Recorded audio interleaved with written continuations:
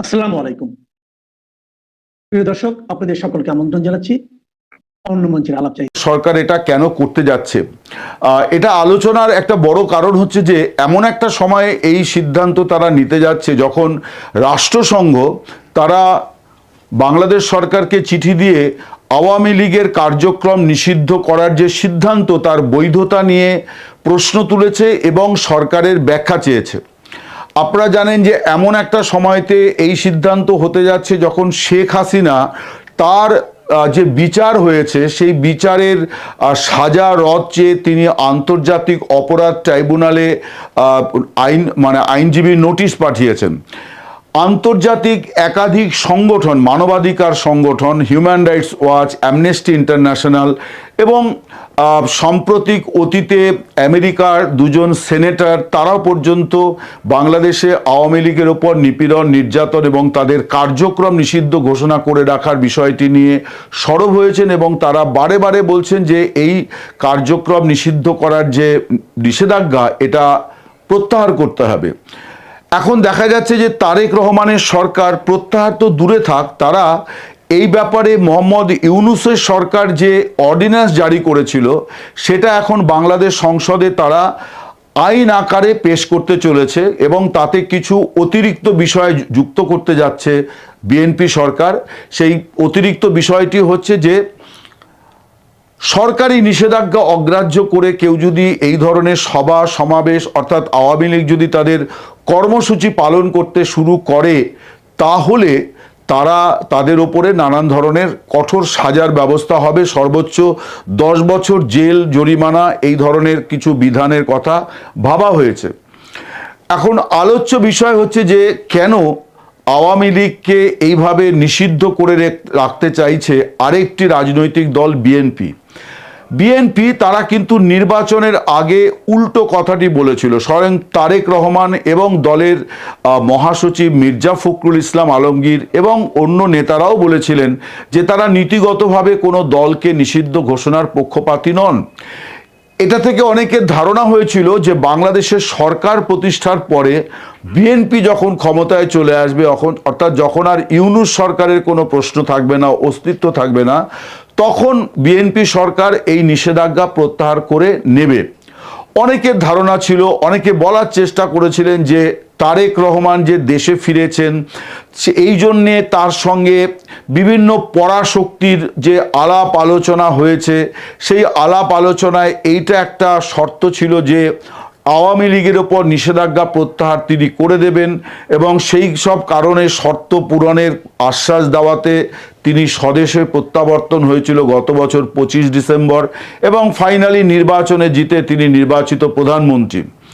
এরকম অনেক কথা শোনা গিয়েছিল যে বিভিন্ন দেশের নাম করে যাদেরকে বাংলাদেশের রাজনীতিবিদেরা পরাশক্তি বলে অভিহিত করে থাকেন, তাতে এটাই বলা হচ্ছিল যে বিভিন্ন দেশ, বিশেষ করে আওয়ামী লীগের ঘনিষ্ঠ দেশ যারা দীর্ঘদিনের মিত্র দেশ, সেই সমস্ত মিত্র দেশের তরফে তারেক রহমানের ওপরে চাপ আছে এবং আলাপ আলোচনায় এই রকম একটা বোঝাপড়া হয়েছে। কিন্তু যে সিদ্ধান্ত হতে যাচ্ছে তাতে এটা বোঝা যাচ্ছে যেগুলো সবই ছিল বাকওয়াস। এই ধরনের কোনো বোঝাপড়া যদি হয়েও থাকে তারেক রহমান এখন সেগুলিকে কোনো পাত্তা দিচ্ছেন না। তিনি তার মতো করে আওয়ামী লীগকে নিষিদ্ধ ঘোষণা করে তাদেরকে তাদের কার্যক্রমকে নিষিদ্ধ করে রাখতে চাইছেন। অন্তত 2031 সাল পরবর্তী নির্বাচন, এই 31 সাল পর্যন্ত আওয়ামী লীগের নিষেধাজ্ঞা প্রত্যাহারের কোনো সম্ভাবনা আজকের পরিস্থিতি অনুযায়ী আমার মনে হচ্ছে না। আমার বরং মনে হচ্ছে যে বিএনপি এটাই চাইছে যে দীর্ঘমেয়াদে এই প্রধান প্রতিপক্ষ দলকে তারা নিষ্ক্রিয় করে রাখতে চায়। প্রশ্ন হচ্ছে যে কেন চায়। আমি বাংলাদেশে নির্বাচন কভার করতে গিয়েছিলাম, খুব সঙ্গত কারণেই আমি খোঁজ খবর করছিলাম যে নির্বাচনে যারা প্রতিদ্বন্দ্বিতা করছে না, মুক্তিযুদ্ধের প্রধান সংগঠক দল আওয়ামী লীগ, তারা বাংলাদেশের মাঠে ময়দানে কতটা আছে। আমি নানান স্তরের মানুষের সঙ্গে কথা বলেছি। বরাবরই আমি সাংবাদিকতায় এই কাজটি করি রিক্সাওয়ালা, ঠেলাওয়ালা থেকে শুরু করে হকার, আমি যেখানে ছিলাম সেখানে যারা আমায় খাবার পরিবেশন করেছে, ঘরদোর পরিষ্কার করেছে, একেবারে সাধারণ মানুষ। আমি জানি যে এই ধরনের মানুষের কাছ থেকে অনেক নির্ভেজাল কথা পাওয়া যায়, অর্থাৎ তাদের কোনো ইকুয়েশন মেনে তারা খুব বেশি কথা বলেন না। আবার আমি বিএনপি এবং জামায়াতে ইসলামী, যে দুটি দল এবারে নির্বাচনে প্রধান মানে লড়াইয়ের মধ্যে ছিল, তাদেরও নেতৃবৃন্দের সঙ্গে কথা বলেছি। সবাই এক বাক্যে স্বীকার করেছেন, যদিও অফ দি রেকর্ড, অর্থাৎ তাদের নাম করে কথাগুলি কখনোই প্রকাশ করা যাবে না, কোথাও বলা যাবে না, তারা স্বীকার করেছেন আওয়ামী লীগ ভেরি মাচ আছে।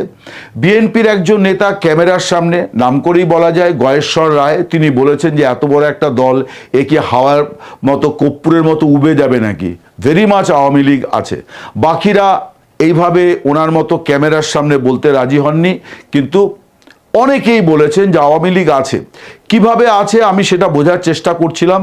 আমার যেটা উপলব্ধি সেটি হচ্ছে যে আওয়ামী লীগ আছে হচ্ছে যে মাঠ ভরা ফসল যেমন থাকে তেমন ফসল আছে। ফসল তো কাটতে হয়, কাটার জন্যে লোক লস্কর দরকার হয়, লোক লস্করও আছে, কিন্তু শুধু লোক লস্কর থাকলে পরে ফসল কাটা হয় না, বা ফসল যখন রোপণ করা হয় তখনও শুধুমাত্র লোক লস্কর লাগালে হবে না, তদারক করার লোক চাই।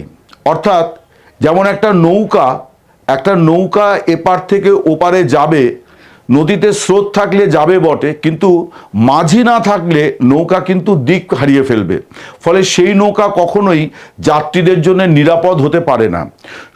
আওয়ামী লীগের অবস্থাটা আমি যেটা বুঝে এসেছি গ্রামেগঞ্জে নিচুতলার মানুষের মধ্যে, অর্থাৎ নিচুতলা মানে তৃণমূল স্তরের কথা বলছি, তৃণমূল স্তরের মানুষের মধ্যে কিন্তু আওয়ামী লীগের যথেষ্ট জনপ্রিয়তা আছে, এবং বেশ কিছু ঘটনাতে দেখাও যাচ্ছে যে মানুষ তাদের মতো করে অস্তিত্ব জানান দেওয়ার চেষ্টা করছে। আওয়ামী লীগের দমন পীড়নের ওপরে যে ঘটনাগুলি ঘটছে, তার বিরুদ্ধে যে প্রতিবাদগুলি হচ্ছে, সেখানে কিন্তু সকলেই আওয়ামী লীগের নেতা কর্মী নন, অত্যন্ত সাধারণ মানুষ, তারাও কিন্তু প্রতিবাদ করছেন। ফলে আওয়ামী লীগ একটা পোটেনশিয়াল ফোর্স হিসেবে আছে। 5 আগস্ট 2024 গণ অভ্যুত্থানের মুখে সরকার পতন, শেখ হাসিনার দেশত্যাগ, এত কিছুর পরেও, এবং এই যে অন্তর্বর্তী সরকারের 18 মাস এবং পরবর্তী 2 মাস, এই 20 মাস ধরে যে নিপীড়ন নির্যাতনের মুখে আওয়ামী লীগ আছে, তারপরেও কিন্তু তারা রাজনৈতিক দল হিসেবে যথেষ্ট ভালো মতোই আছে, এবং এটা বিএনপি খুব ভালোও জানে। বিএনপি কখন এটা প্রত্যাশাও করেনি যে নিষিদ্ধ ঘোষণার পর আওয়ামী লীগ উবে যাবে, এটা বিএনপির পক্ষেও হবে না। কাল যদি আওয়ামী লীগ এসে মনে করে যে বিএনপিকে তারা তাদের কার্যক্রম নিষিদ্ধ করে দেবে আর বিএনপি রাতারাতি বাংলাদেশের মাটি থেকে মুছে যাবে, এটা হবে না, এটা হয় না, এটা হবে না। তার কারণ বাংলাদেশের রাজনীতিতে এ আর বি, আওয়ামী লীগ এবং বিএনপি, এটাই স্বতঃসিদ্ধ। ফলে বিএনপি এটা জানে যে আওয়ামী লীগ ভেরি মাচ আছে, তার নেতারা দেশে নেই, নেতারা নেই মানে হচ্ছে দিক নির্দেশনা দেওয়ার লোক নেই, অর্থাৎ আওয়ামী লীগের নৌকা মাঝিবিহীন। এই নৌকায় মাঝিরা কবে ফিরবেন কেউ জানে না। আমি আওয়ামী লীগের লোকজনদের সঙ্গে যা কথা বলছি, তাতে আমি কারো কাছ থেকে কোনো আশাবাদ শুনছি না। ওই সেই মানে প্রচলিত কথা, ফিরবই আমরা একদিন, ফিরবই আমরা একদিন, কিন্তু কবে তারা সদল বলে ফিরে গিয়ে দলকে নেতৃত্ব দেবেন কেউ জানে না। তারা হয়তো কোনো একটা অনুকূল পরিস্থিতির কথা কল্পনা করছেন। আমার মতে সেটা একটা অলীক কল্পনা। এর আগে তাদের এরকম একটা ধারণা ছিল নির্বাচনের আগে, যে ভারত সরকার তাদেরকে গিয়ে আবার বসিয়ে দেবে, অর্থাৎ শেখ হাসিনাকে ভারতীয় বিমান বাহিনীর বিমান নিয়ে গিয়ে তেজপুর বিমান ঘাঁটিতে নামাবে এবং সেখান থেকে ভারতীয় কমান্ডোরা তাকে আবার গণভবনে পৌঁছে দিয়ে আসবে। আমি বহু আওয়ামী লীগের নেতা, একেবারে প্রথম সারির নেতাদের মধ্যেও কিন্তু এই ধরনের ধারণা দেখেছি, যেগুলো নিয়ে আমার কাছে খুব মনে হচ্ছিল যে মানে খুবই বিরক্তিকর। কিন্তু যাই হোক, আওয়ামী লীগ আছে এটা কিন্তু ঘটনা। তার নেতারা এখনো পর্যন্ত দলের পাশে কতটা আছেন এ নিয়ে সংশয় আছে। বিএনপি তা সত্ত্বেও আওয়ামী লীগের ব্যাপারে কিন্তু কোনো নরম মনোভাব নিচ্ছে না। যেমন ধরা যাক শেখ হাসিনার প্রত্যর্পণ, আমার মনে হয় যে মোহাম্মদ ইউনূসের মতো তারেক রহমানও এ নিয়ে মাথা ঘামাবেন না। তার কারণ মোহাম্মদ ইউনূসও জানতেন, তারেক রহমানও জানেন, মির্জা ফখরুল ইসলাম আলমগীররা জানেন যে শেখ হাসিনা এমন একজন নেত্রী, তিনি বাংলাদেশে গিয়ে কোনো কারাগারে কারারুদ্ধ করে রাখলে পরেও তার দলের একটা পুনর্জাগরণ হবে। এবং এটা বিএনপির সদ্য প্রয়াত নেত্রী মরহুমা খালেদা জিয়া, তার সম্পর্কেও এটা সত্যি ছিল। তিনি দীর্ঘ 6-7 বছর শয্যাশায়ী ছিলেন, তার পুত্র ছিলেন লন্ডনে। তারপরেও কিন্তু বিএনপি ছিন্ন হয়নি, বিএনপি ইনট্যাক্ট ছিল। ফলে বিএনপির কাছ থেকে আওয়ামী লীগের এটা শেখারও আছে যে সংকটে কিভাবে দলকে ধরে রাখতে হয়। ফিরে আসি যে আওয়ামী লীগকে কেন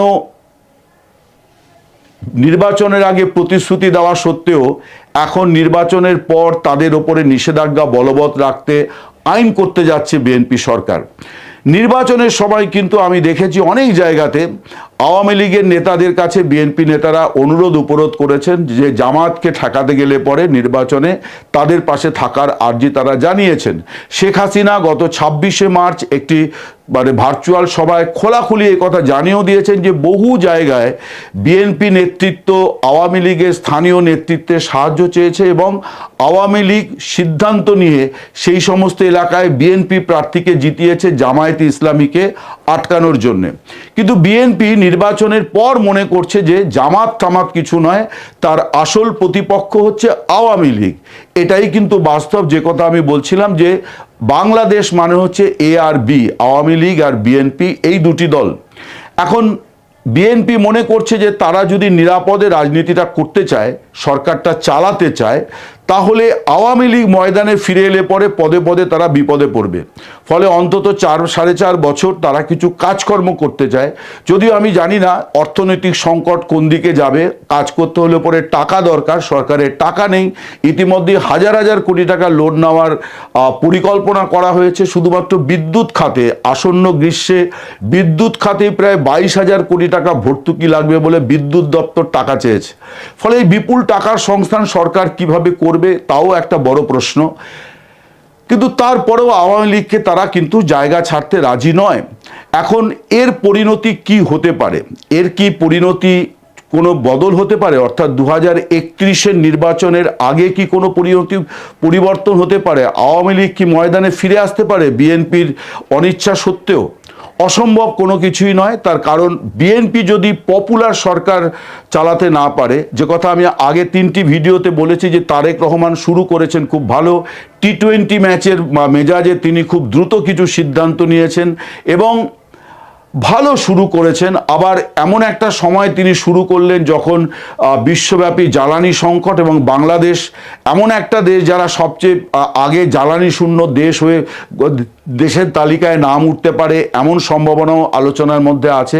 ফলে সব মিলিয়ে বিএনপির জন্য একটা কঠিন পরিস্থিতি, এ নিয়ে কোনো সন্দেহ নেই। এই রকম পরিস্থিতিতে যদি চলতে থাকে, যদি বিএনপি যদি সেইভাবে মানুষের প্রত্যাশা পূরণ করতে না পারে, তাহলে আওয়ামী লীগের যে জনপ্রিয়তা বাড়বে এবং সেই জনপ্রিয়তার সুবাদে এই নিষেধাজ্ঞাকে উপেক্ষা করেই তারা কিন্তু ময়দানে ফিরে আসতে পারে, এমন সম্ভাবনা উড়িয়ে দেওয়া যায় না। আমরা যদি 18 মাসের মোহাম্মদ ইউনূসের সরকারের সময়টা দেখি, যে 5 আগস্ট 2024-এ যে সরকার উৎখাত হলো, শেখ হাসিনার সরকার, এবং প্রধানমন্ত্রীকে দেশ ছাড়তে হলো, সেই সরকারের দল, সেই শাসক দল কত দ্রুত আবার তাদের পুরনো জায়গা ফিরে পেল।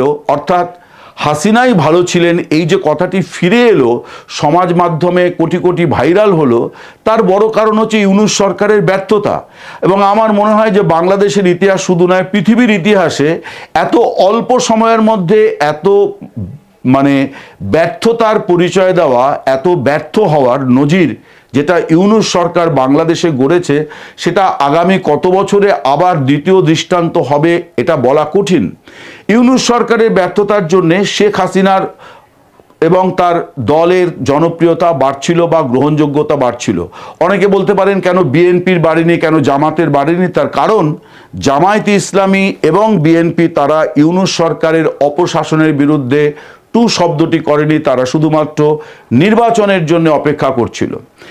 এখন এই পরিস্থিতিটা উল্টে যেতে পারে যদি বিএনপির পপুলারিটি যদি তারা ধরে রাখতে না পারে, তারা যদি সার্ভিস দিতে না পারে, তারা যদি সুশাসন দিতে না পারে, তার সুবিধা কিন্তু আওয়ামী লীগ পাবে, জামায়াতে ইসলামী পাবে না।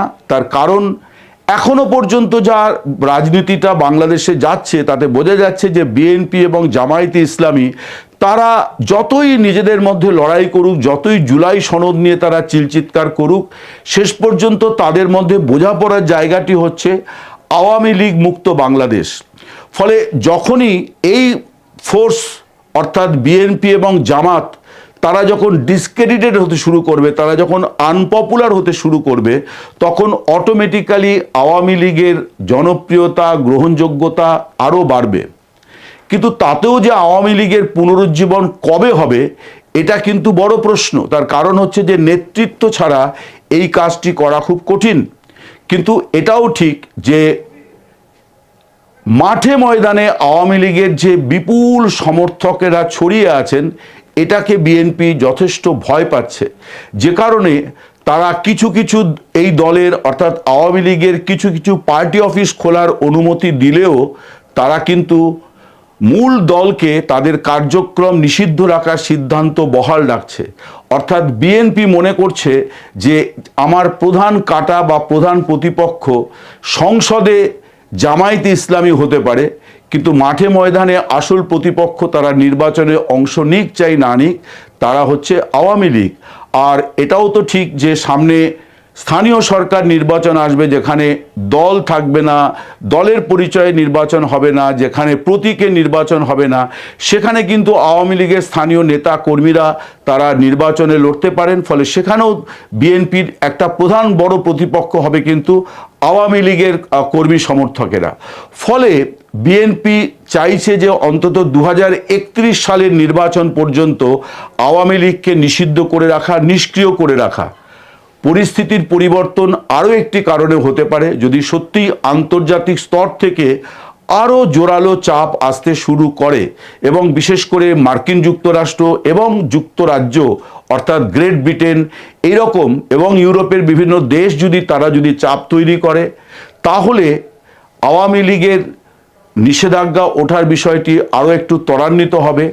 ভারত সরকার সত্যি কি করবে এ ব্যাপারে আমি এখনও সন্দিহান, আমার কাছে স্পষ্ট কোনো বার্তা নেই। কিন্তু ইউরোপ, আমেরিকা তারা যদি করে তাহলে তারেক রহমানের ওপর খানিকটা চাপ তৈরি হবে। আগামী সেপ্টেম্বরে তিনি রাষ্ট্রসংঘের সাধারণ পরিষদের ভাষণ দিতে যাবেন। তার আমেরিকা সফরের ওপর একটা অলিখিত নিষেধাজ্ঞা আছে তার অতীতের রাজনীতির কারণে, এসব নিয়েও তিনি খানিকটা দুশ্চিন্তায় আছেন।